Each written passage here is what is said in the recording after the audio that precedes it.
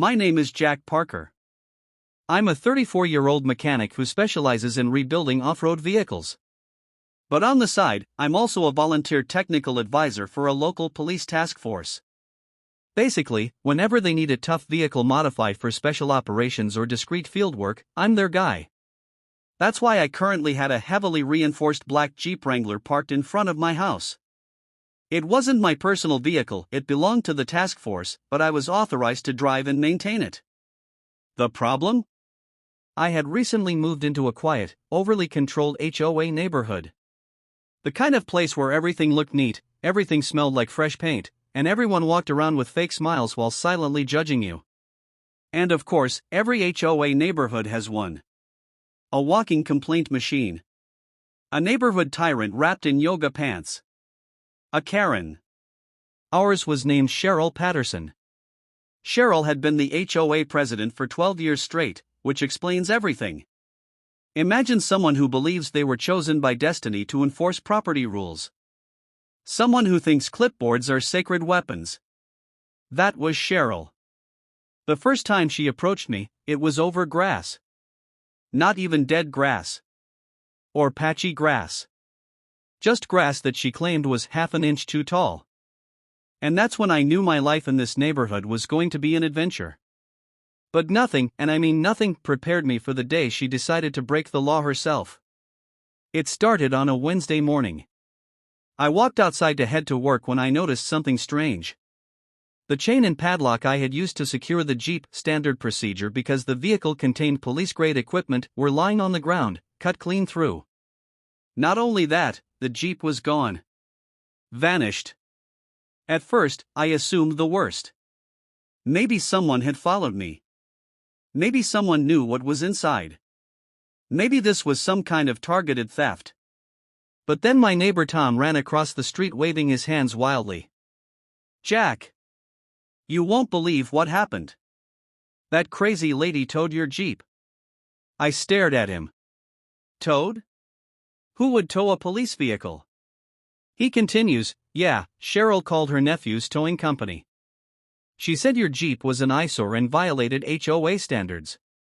When the tow guy said it was locked, she grabbed bolt cutters from her garage." My jaw dropped.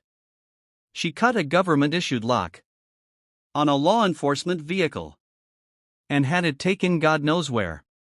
Oh no. No. I immediately contacted the head of the task force, explaining everything.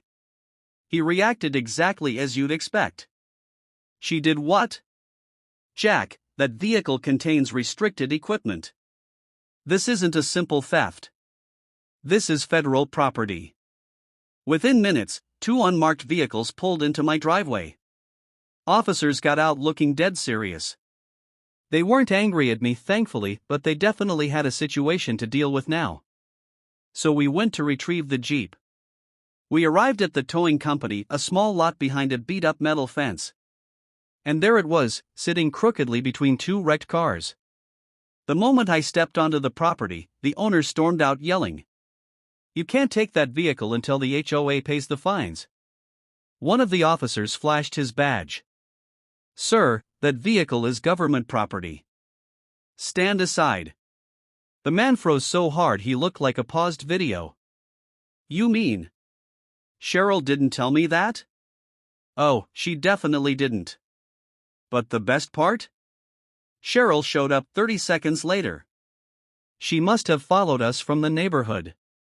She marched toward us like she owned the entire state." "Excuse me. That Jeep violates every HOA appearance guideline. Lifted suspension, oversized tires, dark tint, off-road bumpers, it is absolutely not allowed on our streets.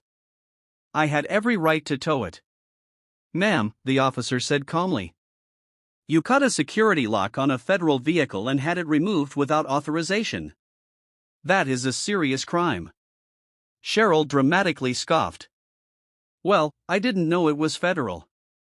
If it was, it should have been marked. How was I supposed to know?" I answered her. "Because I told you last week, Cheryl. Remember when you complained about the tire tread being too aggressive? I said it was a task force vehicle." Her face turned bright red. No, you did not. Tom, my neighbor who had followed behind her, shouted from the sidewalk. Yes, he did. You even said, I don't care if it belongs to the FBI, I want it gone. The officers stared at her quietly, letting the stupidity soak in. Cheryl tried to salvage her power.